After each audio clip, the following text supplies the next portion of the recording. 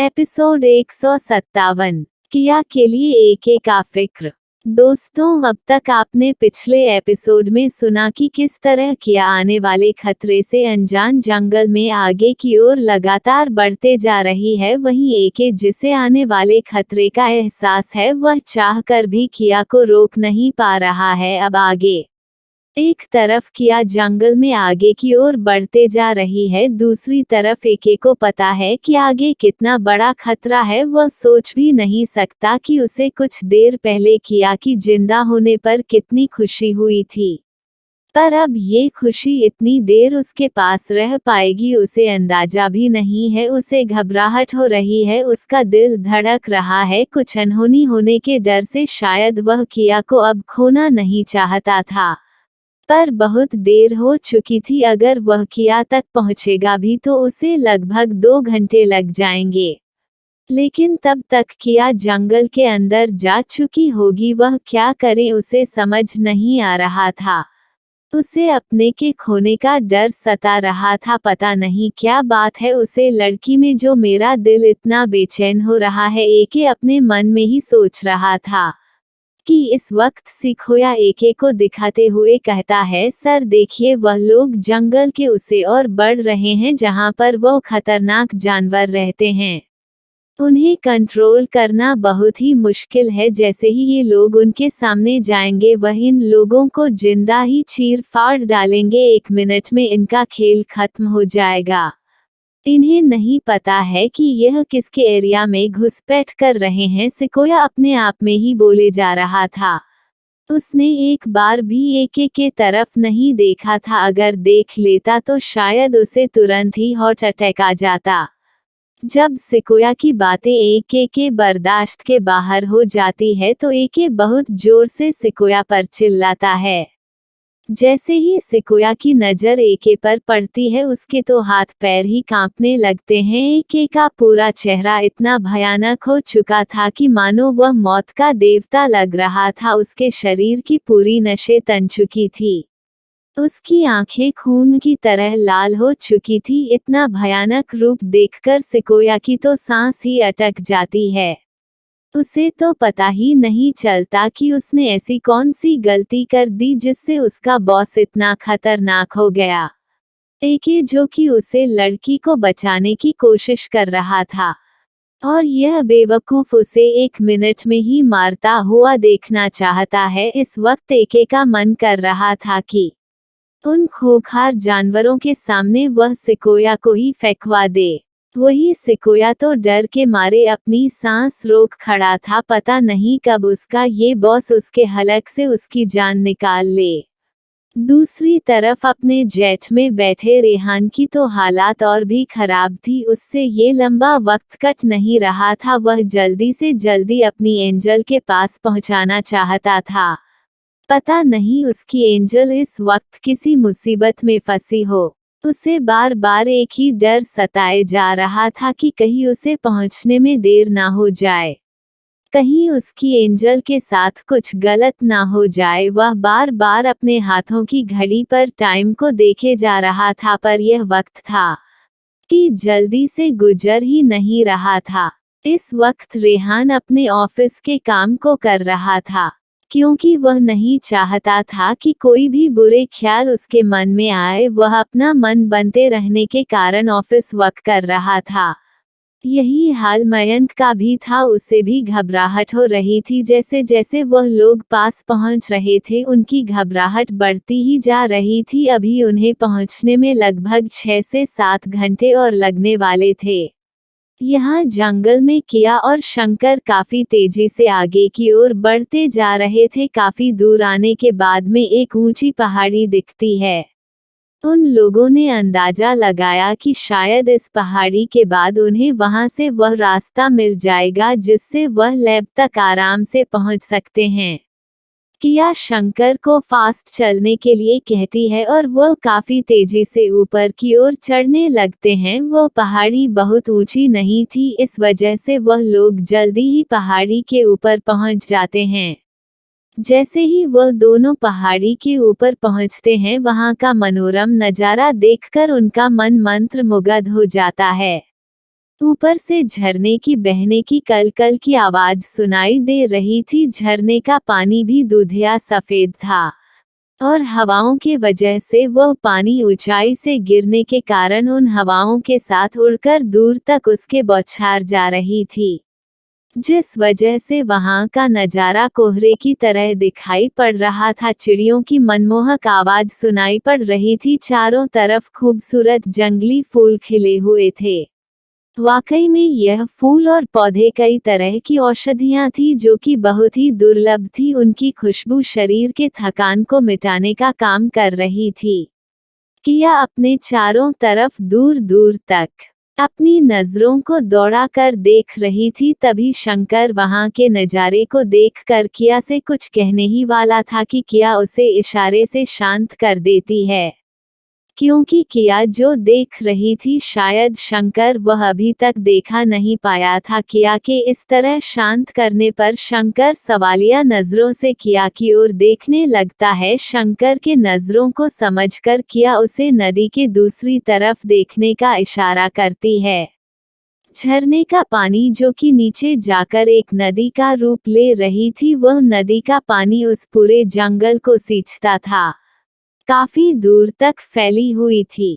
किया के इशारे को समझ शंकर जैसे ही नदी के दूसरी तरफ देखा है तो उसकी आंखें बड़ी हो जाती है और उसका मुंह तो खुला का खुला रह जाता है। तो दोस्तों, शंकर ने ऐसा क्या देख लिया जिससे उसका इतना भयानक रिएक्शन था? चलिए जानने के लिए बढ़ाते हैं अपने नेक्स्ट एपिसोड की तरफ। एपिसोड 158, शंकर का डर। दोस्तों, अभी तक आपने सुना कि किस तरह से शंकर किया के कहने पर जब नदी के दूसरी तरफ देखा है तो वह आश्चर्य में पड़ जाता है। अब आगे नदी के दूसरी तरफ का नजारा इस तरह था। चारों तरफ खूंखार बाघों का झुंड बैठा हुआ था। गिनती करने पर वह लगभग 50 से 60 बाघ होंगे। वह बहुत ही ज्यादा संख्या में थे और बहुत ही बड़े साइज के थे। इतनी ज्यादा बाघों को देखकर शंकर को तो अपनी मौत नजर आने लगी थी। अगर एक दो होते तो शायद वह बचने का कोई चांस भी सोचता, पर यहाँ तो उनकी पूरी बारात बैठी हुई थी। मानो दुनिया के सारे बाघों को यहाँ पर इकट्ठा कर रखा था। उसे तो शक हो रहा था कि सचमुच में क्या ये बाघ ही है या फिर बाघों के भेष में कोई और बहरूपिया अपने दुश्मनों पर घात लगाए यहाँ बैठा है। वह बार बार अपनी आंखों को मिंचकर यकीन करने की कोशिश कर रहा था कि क्या सच में ये पूरी बारात इन्हीं की प्रजाति की है, क्योंकि उसने तो कभी सुना भी नहीं था कि किसी जंगल में इतने सारे बाघ एक साथ रहते हैं। यहाँ तो ये हाल था कि अगर कहीं पर यह प्रजाति ज्यादा होती थी तो उसे शिफ्ट करके दूसरे जंगल में पहुंचा दिया जाता था। क्या सरकार को यहाँ के बारे में कुछ भी पता नहीं है? अगर जिंदा रहा तो मैं बाहर जाकर जरूर यहाँ के बारे में बताऊंगा और इनकी संख्या कम करवा दूंगा। इस समय शंकर का दिमाग तो पूरी तरह से पागलपन में अव्वल दर्जे पर पहुंच चुका था। उधर किया अपने मन में ये सोच रही थी कि वो कैसे इस खतरनाक जानवरों से बचकर आगे बढ़ पाएगी। किया तुरंत ही सोच लेती है कि वह नदी के रास्ते आगे नहीं बढ़ेगी। अगर वह नदी के रास्ते तैरकर आगे जाती है तो उसके पास बचने का कोई चांस नहीं होगा, क्योंकि यह खतरनाक जानवर उसे पानी में ही दबोच कर मार डालेंगे और वह लोग दूर से ही उनकी नजरों में आ जाएंगे। तो अब उसके पास बस एक ही रास्ता बचा था, वह भी ऊपर पहाड़ी पर से होकर जहां से झरना बह रहा था। रास्ता खतरनाक था क्योंकि पानी की वजह से पत्थरों पर कई जम चुकी थी और इतनी ऊंचाई से गिरने पर उन्हें काफी चोट आ सकती थी, पर उनके पास दूसरा कोई रास्ता भी नहीं था। अगर वह इस रास्ते से आगे बढ़ती है तो उसके पास छुपाने के लिए कई स्थान होंगे, क्योंकि इस रास्ते पर बड़े बड़े पेड़ भी थे। आवश्यकता पड़ने पर वह लोग पेड़ों पर चढ़कर अपनी जान बचा सकते हैं।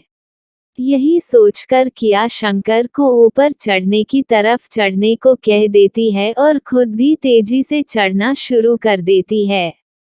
इधर एक स्क्रीन पर किया की हर एक हरकत को देख रहा था। वो इस लड़की के दिमाग की सराहना करने में एक पल भी देरी नहीं लगता है। वाकई में काफी दिमागदार है ये लड़की, पर साथ में ही वह दिया को बार बार कोसे जा रहा था। वो मन में ही बोल रहा था, आखिर में वहाँ कौन सा खजाना छुपा हुआ है, मैंने तो वहाँ कुछ नहीं छुपा कर रखा है, फिर ये लड़की क्यों अपनी जान की दुश्मन बनी हुई है, ये क्यों मरने के लिए उन खतरनाक जानवरों के सामने जा रही है।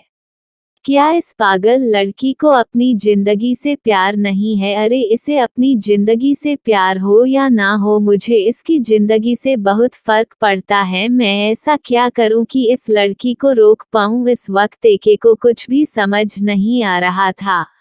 वो तुरंत अपने गार्ड को ऑर्डर देता है कि वहां लगे ड्रोन कैमरे को वो उन लोगों के पीछे लगा दे, जिससे वह वहां का नज़ारा अच्छे से देख सके। इमरजेंसी के लिए कुछ ड्रोन कैमरे इन लोगों ने कई जगह पर छुपा कर रखा था, जिसे अचानक कुछ भी इमरजेंसी हो तो वो उसके जरिए वहां का जायजा ले सके। जैसे ही एके का ऑर्डर मिलता है, गार्ड तुरंत ही ड्रोन को एक्टिवेट कर देते हैं। वो ड्रोन उड़ते हुए कुछ ही देरी में किया और शंकर के ऊपर काफी ऊंचाई पर मंडराना शुरू कर देता है। वो ड्रोन एक बड़ी पक्षी के आकार का था। कुछ देर तक वह इसी तरह उन लोगों को ऑब्जर्व कर रहा था, लेकिन कुछ ही देरी में किया को पता चल जाता है कि उन लोगों पर नजर रखी जा रही है, क्योंकि वो उसे ड्रोन को काफी देर से नोटिस कर रही थी। वो दिखने में तो बिल्कुल पक्षी की तरह था, पर उसकी उड़ान रोबोटिक थी, जिससे किया एक ही पल में समझ जाती है कि यह एक तरह का स्पाई कैमरा है जिस पर उसे पर नजर रखी जा रही है। पर इन सब से किया को कोई फर्क नहीं पड़ता है। जब तक वह लोग उसे नुकसान नहीं पहुंचाएंगे, वह कोई भी जवाब नहीं देगी। लेकिन अगर उसे लगा कि वह लोग उसे नुकसान पहुंचाने वाले हैं, तो वह उसका जवाब देना अच्छे से जानती है। इस वक्त किया के पास बहुत ही छोटी छोटी चॉकलेट के समान बहुत ज्यादा पावरफुल बम थे, और ऐसे वेपन भी थे जो देखने में तो काफी छोटे थे, पर उसकी रेंज बहुत ज्यादा थी, पर वो बहुत ही खतरनाक थे, जिसे किया ने खुद ही बनाया था। इस जंगल में इतना हथियार उसके लिए काफी था उन लोगों से निपटने के लिए, पर अभी वह इस तरह की कोई भी गलती नहीं करना चाहती थी जिससे सामने वाला दुश्मन सतर्क हो जाए। फिलहाल उसे उनसे दोस्ती करना था, इस वजह से वह इस तरह का कोई भी काम नहीं कर सकती जिसे उसके काम में रुकावट पड़े। जैसे जैसे वक्त बीत रहा था, किया और शंकर पहाड़ों की ऊंचाई पर पहुंच चुके थे और अब वो उसे झरने को पार कर रहे थे। कई बार किया का पैर फिसल जा रहा था, यही हाल शंकर का भी था। एक पल को तो ऐसा हुआ कि किया फिसलकर कुछ दूर नीचे जा गिरी। शंकर की तो मानो जान ही निकल गई, लेकिन जल्द ही वह दोनों ही संभल गए। इसी तरह जैसे तैसे करके उन लोगों ने उसे झरने को पार कर लिया। अब वह लोग नीचे उतर रहे थे, लेकिन जैसे जैसे वह लोग नीचे उतर रहे थे, शंकर की हार्टबीट बढ़ती जा रही थी। उसे तो यकीन हो गया था कि आज यह उसका अंतिम दिन है, पर वह भाग भी नहीं सकता है, क्योंकि उन लोगों ने पीछे हटना नहीं सीखा था। या तो मर जाएंगे या फिर जीत लेंगे, और आज यही सिचुएशन थी। किया अपने मन में हर तरीके का प्लान बनाते हुए आगे बढ़ रही थी। अब वह लोग उन बाघों के पास पहुंच रहे थे। इधर स्क्रीन पर सामने का नजारा देखकर एके का दिल जोर जोर से धड़क रहा था। वह सोच रहा था, सच में ये लड़की बहुत बड़ी पागल है। जितनी यह खूबसूरत है, जितनी यह पावरफुल है, उतना ही इसके अंदर दिमाग काम है। भगवान ने इतनी ताकत दी है तो किसी और काम में क्यों नहीं यूज कर रही है? क्यों जबरदस्ती मरने के लिए आमादा है? इस वक्त एके सब कुछ भूलकर अपनी आंखों को सामने स्क्रीन पर गाड़े हुए था। पता नहीं कितने सारे खतरनाक विचार एके के दिमाग में चल रहे थे। वह चाहकर भी उन विचारों को रोक नहीं पा रहा था। क्या वह आज इस लड़की को बस अंतिम बार देखेगा? हे भगवान, क्या कुछ ऐसा नहीं हो सकता है कि यह लड़की बच जाए? इसी तरह के अनगिनत विचार एके के मन में चल रहे थे। उधर किया जैसे ही नजदीक पहुंचती है वो शंकर को एक पेड़ पर चढ़ने का इशारा करती है और खुद भी दूसरे पेड़ पर चढ़ जाती है।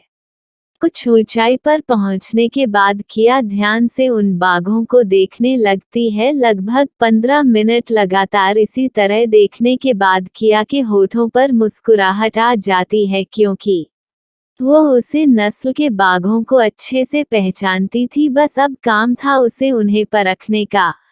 अगर वो सही है तो ये बाघ उन्हीं के जंगलों से लाए गए हैं।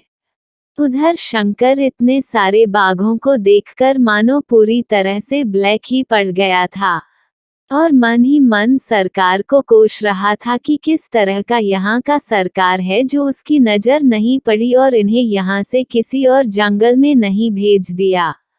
तभी किया के इस भयानक सिटी की आवाज उसे पूरे जंगल में गूंजने लगती है। किया इस समय पूरी ताकत के साथ उसे भयानक सिटी की आवाज को निकाल रही थी। कुछ ही देर में जैसे ही उन जानवरों के कानों में वह भयानक सिटी की आवाज पड़ती है तो उन्हें कुछ जाना पहचाना सा महसूस होता है। फिर थोड़ी ही देर में वह सारे जानवर उठकर खड़े हो जाते हैं, जो कि आराम से नदी के किनारे लेटकर ठंडक का एहसास कर रहे थे और अपने ही मस्ती में खेल रहे थे। लेकिन अब उनके चेहरे पर एक अजीब प्रकार का भाव दिख रहा था। इसी तरह कुछ देर और बीत जाता है। लगातार सुन रहे उसे आवाज को अब वो खतरनाक जानवर अच्छे से पहचान चुके थे। तो अब आगे क्या होगा? क्या किया आराम से इन बाघों से बच जाएगी और आगे का रास्ता उसका कैसा होगा? जानने के लिए चलिए बढ़ाते हैं नेक्स्ट एपिसोड की तरफ। एपिसोड 159, किया की जान खतरे में, शंकर को गोली लगी। अभी तक आपने देखा कि किया को पता चलता है कि यह बाघ उसी के जंगल से लाए हुए हैं। उधर एक किया के लिए परेशान था। उसे लग रहा था कि आज किया का अंतिम दिन होगा और वह दोबारा किया को देख नहीं पाएगा। अब आगे यहाँ किया जंगल में उसे भयानक सिटी की आवाज को निकल रही थी, जिसे सुनकर सारे बाघ अब उसे पहचान चुके थे और वह अपनी जगह से इधर उधर भागना शुरू कर देते हैं, क्योंकि वह बाघ बहुत छोटे थे जब उन्हें यहाँ लाया गया था। लेकिन वह जिस जंगल में रहते थे उन्हें इस सिटी की आवाज अच्छे से पता थी। ये बहुत ही भयानक थी, जो कि एक मौत का पैगाम थी और वह उस आवाज को कैसे ना पहचानते। आखिर में उनका बचपन इस आवाज के बीच बीता था। थोड़ी ही देर में वहां से सारे बाघ अब गायब हो चुके थे। ये देखकर शंकर बिल्कुल आश्चर्य में था। उसे समझने में बिल्कुल देर नहीं लगा कि यह सारे जानवर उनके जंगल के ही ले गए हैं, जिनकी नस्ल यहाँ पर पल बढ़ रही है। इस वक्त किया और शंकर के होठों पर बड़ी सी मुस्कुराहट थी। किया को अब सही रास्ता मिल चुका था। वो अपने इस सिटी की आवाज से पूरे जंगल को कंट्रोल कर सकती थी। वहीं दूसरी तरफ एके जब इस आवाज को सुनता है तो एकदम अवाक सा रह जाता है। उसके आश्चर्य का कोई ठिकाना नहीं रहता। वह देख रहा था कि किस तरह वह सिटी की आवाज पूरे जंगल में गूंज रही थी और उसे आवाज को सुनकर वह जंगली खतरनाक जानवर भी डरकर वहां से भाग चुके थे। क्या सच में वह लड़की इतनी भयानक है? ऐसा कैसे हो सकता है? क्या ये वह लड़की नहीं है जिसने उसे जंगल में इंटर करते हुए देखा था? एके भी माफिया वर्ल्ड में रह चुका है, उसे यह आवाज अच्छे से पता है। तो क्या सामने खड़ी लड़की माफिया क्वीन नहीं है? नहीं नहीं, 100% यह माफिया क्वीन ही है। एके अपने आप में ही बड़बड़ा रहा था। वही सिकोया भी आश्चर्य से अपना मुंह खोल सब कुछ देख रहा था। उसे भी माफिया क्वीन के इस आवाज के बारे में अच्छे से पता था, क्योंकि वह अपने बॉस के साथ हर उसे काम में जाया करता था जो अंडरवर्ल्ड से जुड़ा हुआ था। इस सिटी की खतरनाक आवाज माफिया वर्ल्ड में हमेशा चर्चा का विषय बना रहता था, क्योंकि माफिया क्वीन को आज तक कभी किसी ने नहीं देखा था, पर उसकी पहचान यही आवाज थी। इस वजह से इस आवाज को सब अच्छी तरह से पहचानते थे जो भी इस दुनिया से जुड़े हुए थे।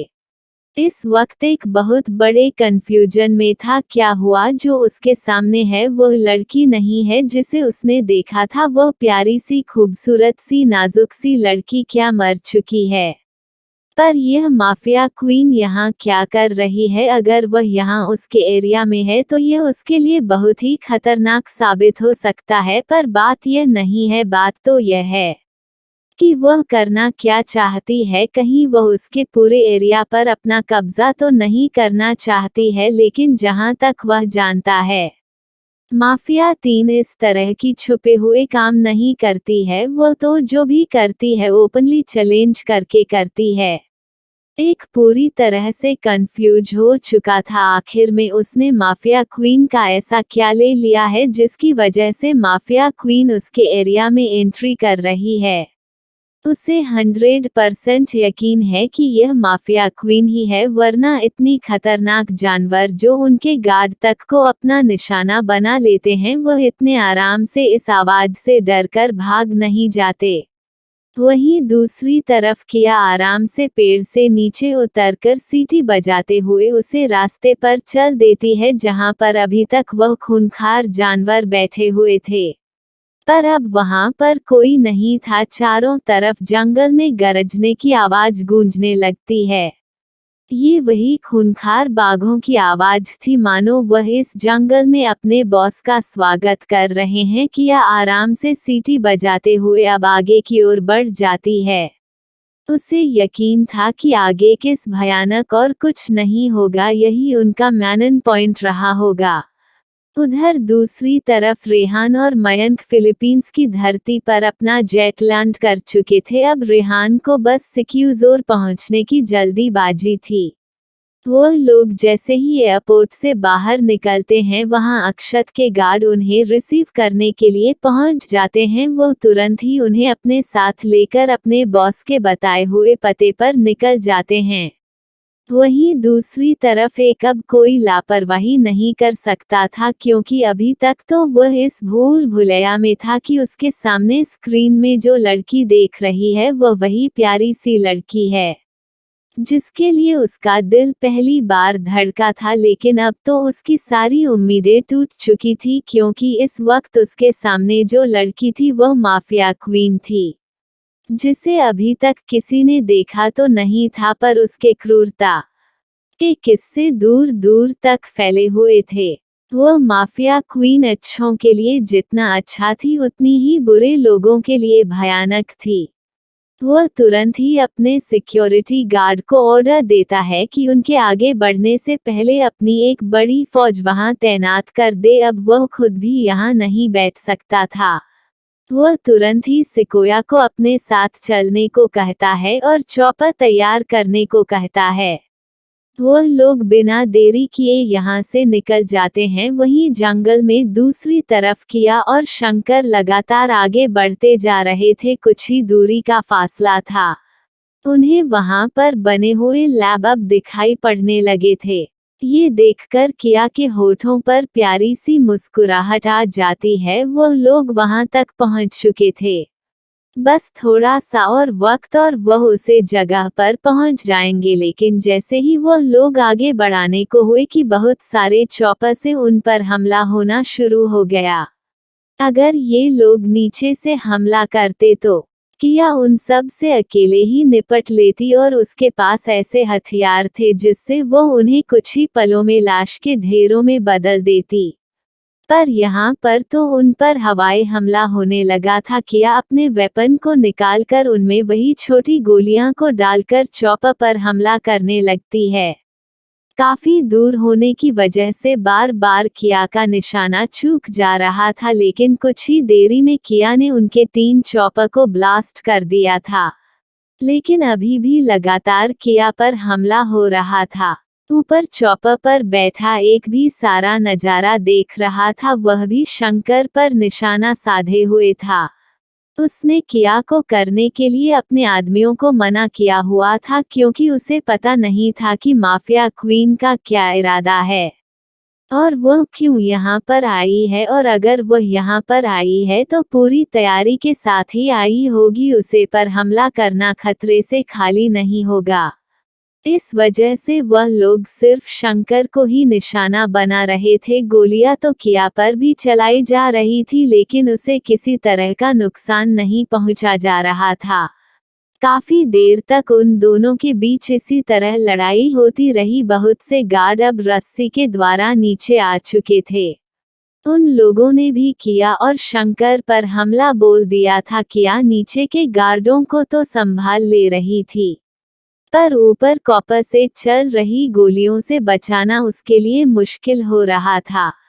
वही एके नीचे का नजारा देखकर हैरान था, किस तरह से वह लड़की एक साथ 20-20 गार्ड पर भारी पड़ रही थी। ये गार्ड उसके बेस्ट ट्रेन किए हुए गार्ड थे, जिन्हें हरा पाना किसी के बस की बात नहीं थी। पर यहाँ पर वह एक लड़की से इस तरह मार खा रहे थे मानो उसके सामने कोई कीड़े मकोड़े हो। एके खुद को खाने से रोक नहीं पाता कि वाकई में माफिया क्वीन से दुनिया क्यों इतना डरती है। एक लड़की होकर भी उसके पास इतना अधिक पावर है कि उसके आगे बड़े बड़े भी टिक नहीं सकते हैं। एके तो उसके इस ताकत का दीवाना हो गया था। इतनी ताकतवर इंसान अगर उसकी दोस्त बन जाए तो क्या ही बात होगी। एक अब हर कीमत पर बस उससे दोस्ती का हाथ बढ़ाना चाहता था, पर उसे अच्छे से पता था कि माफी यकीन कभी किसी के साथ दोस्ती नहीं करती थी। लेकिन फिर भी एके उसकी हर एक डिमांड पूरी करके उससे दोस्ती करना चाहता था। आखिर में कौन नहीं चाहेगा कि इतनी पावरफुल इंसान उसकी दोस्त बने। एक को माफिया क्रीम के बिजनेस वर्ल्ड के बारे में भी पता था, और आज अपने सामने देखकर उसे अंदाजा लग गया था कि उसके सामने खड़ी लड़की कोई आम लड़की नहीं है। उसके पास शारीरिक ताकत के अलावा पैसे की भी ताकत है, जो उसे बिजनेस वर्ल्ड में सबसे अलग बनाता है। अभी एक अपनी आप में लगा ही था कि तभी उसकी नज़र किया पर पड़ती है। किया काफी तेजी से शंकर की ओर दौड़ रही थी, क्योंकि शंकर के कंधे पर गोली लग गई थी। एक गोली शंकर को उसके पैर में पहले ही लगी थी, लेकिन शंकर ने बिना किया को पता चले ही लड़ रहा था। लेकिन इस बार गोली उसके कंधे पर लगी थी, वह भी उसके राइट हैंड में, जिस वजह से उसे लड़ने में परेशानी हो रही थी। किया जैसे ही उसे देखती है वह तुरंत उसके पास आ जाती है।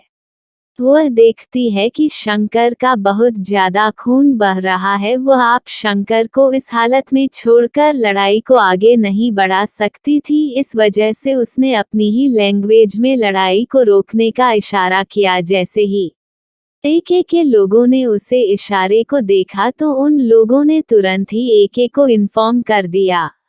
एके ने भी अपने गार्ड को लड़ाई रोकने का इशारा कर दिया और खुद भी अपने चॉपर को नीचे उतारने को कहा। तो दोस्तों, अब आगे क्या होगा? क्या नीचे आने के बाद एके किया के असली चेहरे को देख पाएगा, और जब वह किया के असली चेहरे को देखेगा तो उसका रिएक्शन कैसा होगा? क्या होगा जब वह जानेगा कि वह प्यारी सी लड़की ही माफिया क्वीन है? तो वह क्या करेगा? रेहान और मयंक अक्षत के पास पहुंचेंगे तो वह क्या करेंगे? जानने के लिए स्टोरी में बने रहे। मिलते हैं आपसे नेक्स्ट एपिसोड के साथ, और जाने से पहले कमेंट करके अपनी राय जरूर दे, लाइक और सब्सक्राइब भी कर ले। तो मिलते हैं नेक्स्ट एपिसोड में। धन्यवाद।